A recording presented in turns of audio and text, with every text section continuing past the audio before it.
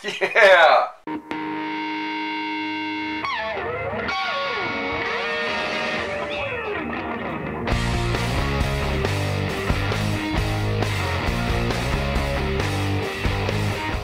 Okay, people, welcome back to another, well, not another, kind of off the beaten path Fwoosh review. Today I'm taking a look at the Uncle Milton Star Wars Science Excavation creature crates. Now, I picked a couple of these up at San Diego Comic-Con. I had seen these first at Toy Fair earlier in the year, and I thought, ooh, those are interesting little skulls for Star Wars characters. But I knew they were out of scale. I saw the actual product up there. I don't know if it's 12-inch scale, but I'm hoping for at least Jabba the Hutt, who looks to be close to 6-inch scale. And me picking these up, ulterior motive twofold, these kind of look like crates, the boxes they come in, and then hopefully, if I someday have some kind of Star Wars dioramas, I can put some skulls laying around. Well, probably not these huge ones, comparatively speaking, to the 6-inch scale. Maybe the Jabba the Hutt, maybe some of Series 2, which we'll talk about here in a minute. Word of warning, why can't I grab onto that piece of plastic? If you buy these at some huge convention and the only means of getting them home is flying, you know, put it in your carry-on bag, be warned that your bag is gonna get dumped and searched. I know that sounds like common sense after actually thinking about it. You know, here's a plastic container full of sand with little bits inside of it. That probably comes up a little weird in an X-ray at security at an airport. I had to go through it twice. And it's already strange enough carrying action figures in your carry-on bag. They probably look at it and go, what in the hell is in here? But then having semi-heavy blocks in there, this is straight what they went for when they pulled all the stuff out of my bag. Because I'm figuring this is gonna make a mess, we're gonna do this inside this tray. I don't want sand all over the place. If I can figure out how to get the damn thing open. Oh, okay, pretty easy after messing with it for a minute. You just pop it up and over that tab. There you go. Looks like a mini booklet. Looks like instructions, maybe? Instructions inside.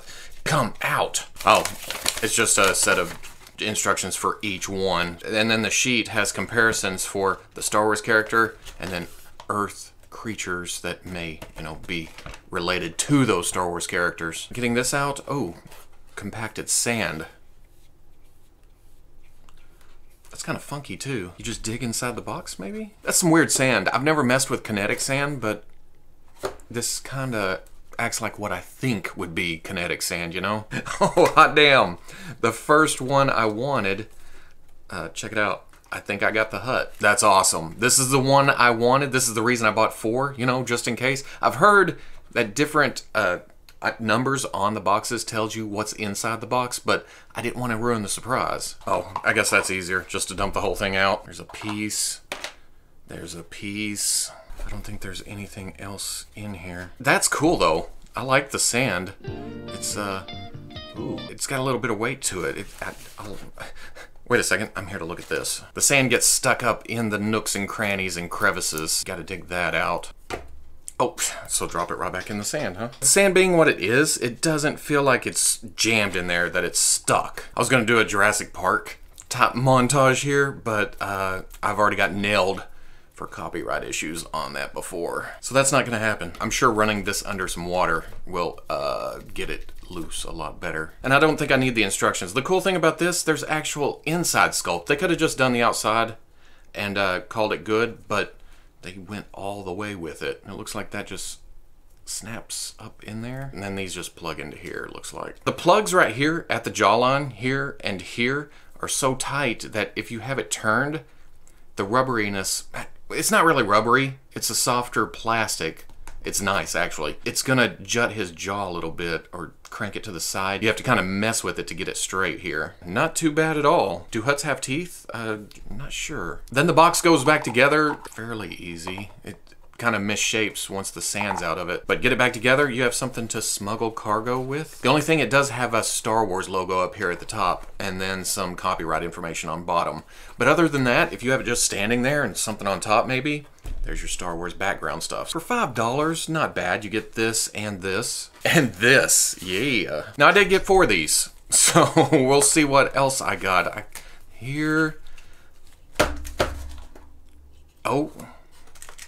Looks like Are those horns? Yeah, I also got a Zabrak, which Darth Maul. Sorry, buddy, you gotta get your nose clean. Damn, the sand gets everywhere, every little cranny. Let's see, goes like that, together. Oh, guess what I did? You have to put the jaw in, then you have to put it together. And that's cool, it leaves the jaw kind of articulated. Let's see, box number 3.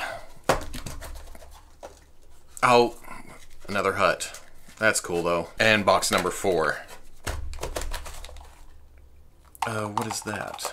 And another Maul. Well, shit. For comparison, I was completely wrong. Look at that. That is way, well, not super small. I guess this could be considered a younger hut, maybe? Baby hut? Here's the Maul skull with a Hot Toys, well, a knockoff Hot Toys Han Solo head, and not bad. It seems just a little bit large. But if you have a display where you just want a Zabrak skull sitting at the bottom of your Hot Toy stuff, I think that could work. And here they are with some, stand up. And here they are with some various skulls that I got from a Kickstarter a few years ago. These are the rough surface 3D print.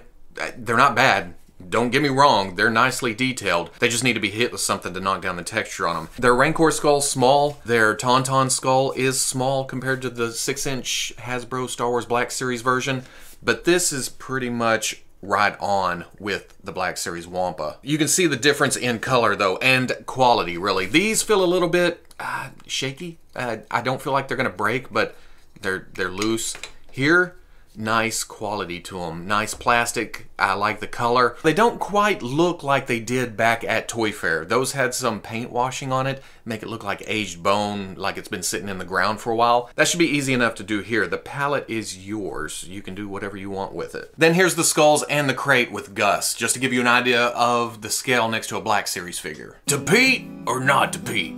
That there's always been the question. Oh, Gus, always getting in trouble. So at the end of the day, they're cool little things for $5. I don't regret picking them at all. I kind of wish I had gotten 4 different ones. That's the trouble with blind boxing or bagging. I like the suspense, but once I open them all, I kind of feel like, oh, I got 2 of each. I would have liked to have seen the others in the assortment. I would have liked to have seen the Bosk or the Greedo skull to see how it matches up to Hot Toy scale. The Gamorrean I feel like would be a little small for that scale, and then Salacious a little too big. They didn't really stick to a scale, and that's one of the drawbacks for me at least. I would have liked to seen them all fit together somehow. But as is, they're just neat little things to play with. Far be it from toys to be fun or anything. I haven't actually seen these in stores. I can't seem to find them on Amazon. In fact, if you go to the Uncle Milton site and click on Star Wars Science, it comes up with this. So yeah. And look guys, I don't use Internet Explorer, you buttholes. But Series 2 should be interesting too. You got the Porg, you have the Twi'lek, the Dewback, the Reek, the Wampa, Voltex, Celestin, Mon Calamari.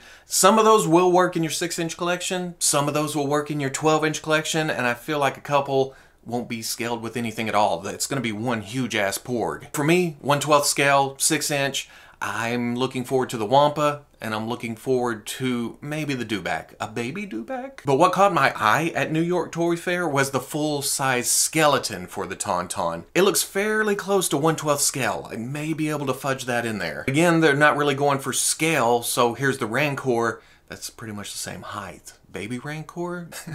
I'm just making all kinds of justifications. Could be baby, it could be giants. Who knows? I'm gonna fit it in somewhere. But again, $5, you get some kick-ass sand, you get some cool skulls, and you get a badass crate for your displays or your dioramas. So if you like the review, comment, like, subscribe. I'll catch you on the Fwoosh.